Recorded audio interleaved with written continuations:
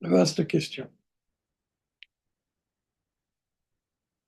Si nous étions des individualités seulement, ça ne servira à rien.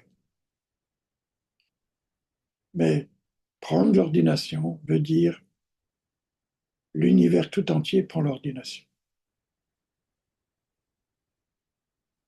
C'est parce qu'un jour le Bouddha est devenu un Bouddha qu'aujourd'hui on est tous des Bouddhas. C'est parce qu'il y a eu un jour une première ordination qu'on continue à donner les ordinations. Cela influence le futur, cela influence le passé. C'est important de recevoir l'ordination parce qu'on fait des vœux. On fait des vœux.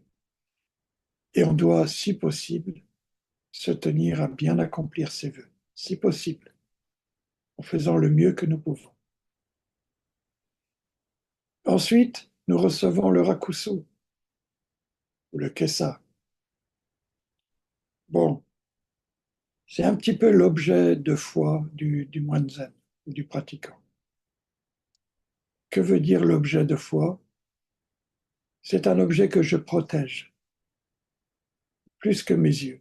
Je fais attention, je le respecte, je le plie correctement, je le pose en douceur, j'allume un encens. Tout cela nous fait pratiquer. Le rakusu me fait pratiquer chaque jour cela. Le don,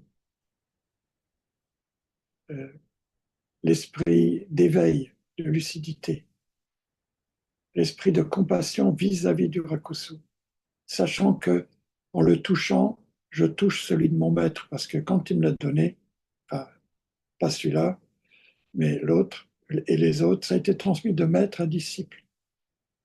Le kessa a toujours touché le kessa de l'autre. Et donc, c'est une suite ininterrompue. Donc, si c'est ainsi, quand je mets le rakusu, je m'assieds, toute la lignée est assise avec moi, puisqu'elle est dans mon rakusu. Vous voyez? Je sais que c'est pas facile à comprendre ça, parce que le mental est dualiste. Il ne peut pas comprendre ça. Le mental est très matérialiste aussi. Mais c'est comme ça.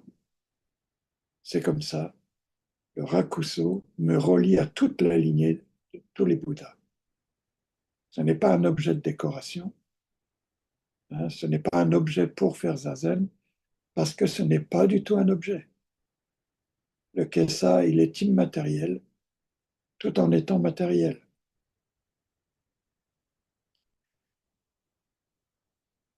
Ensuite, il y a les vœux. Finalement, ce sont les mêmes vœux que pour l'ordination de moine. Alors parfois, les gens se posent la question, quelle est la différence entre un bodhisattva et un moine? En réalité, en substance, il n'y en a pas. Une ordination reste une ordination. Maintenant, un moine zen, c'est quelqu'un qui a peut-être choisi sa lignée et son maître et la tradition. Et il va consacrer toute son énergie dans cette tradition, au lieu de se disperser dans des tas de choses. Ensuite, il peut lui-même donner l'ordination plus tard à d'autres personnes qui vont s'engager dans cette même lignée. On a besoin d'une lignée, on a besoin d'une tradition, parce qu'on a besoin de points de repère. Vous voyez, on a besoin de points de repère. Si on n'a plus de points de repère, on va dans tous les sens. Vous voyez, recevoir l'ordination de moine, c'est comme conduire une voiture dans la ville. Il faut faire attention aux routes. Là, c'est sens interdit. Là, tu as un feu rouge. Là, tu as un feu vert. Là, tu as le droit de tourner. Il faut rouler à telle vitesse. Vous voyez, il y a des codes. On s'y tient. Grâce à cela, il y a moins d'accidents. Autrefois, dans les débuts de l'automobile, aux États-Unis et en France, il y a eu plein d'accidents.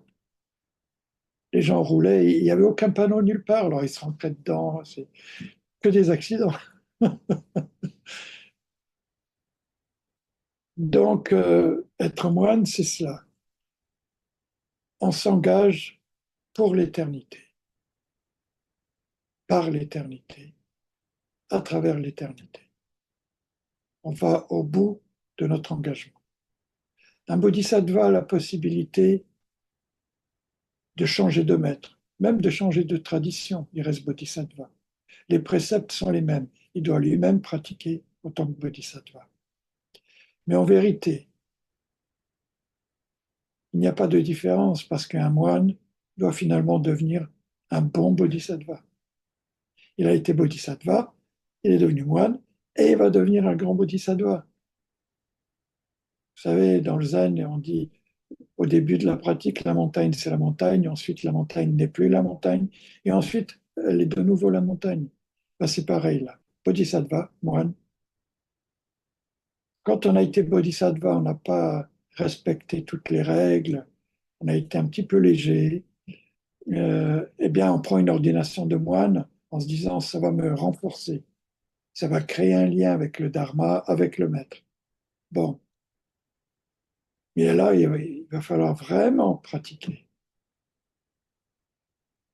développer tous les bons aspects, c'est-à-dire développer toutes les qualités qu'un bodhisattva doit posséder pour aider les êtres. C'est aussi simple que ça. Et quand on est moine, il n'y a pas de degré. Il n'y a pas de moine supérieur, moine inférieur. Tous les moines sont pareils. Voire même un maître zen ne dit jamais je suis maître zen, il dit je suis moine. Il ne se croit pas supérieur aux autres.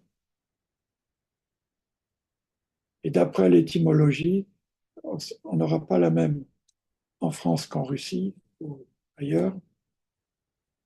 Paraît-il que le mot moine vient du mot moi, unité, le un. Voilà. Donc, on devient un avec l'univers tout entier. C'est ça être moine.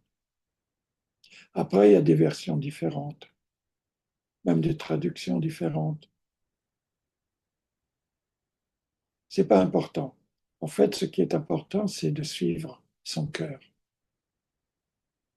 Qu'est-ce que je ressens au fond de moi? Qu'est-ce que je veux exactement? Et pour chacun, c'est différent. Pour chacun, c'est différent.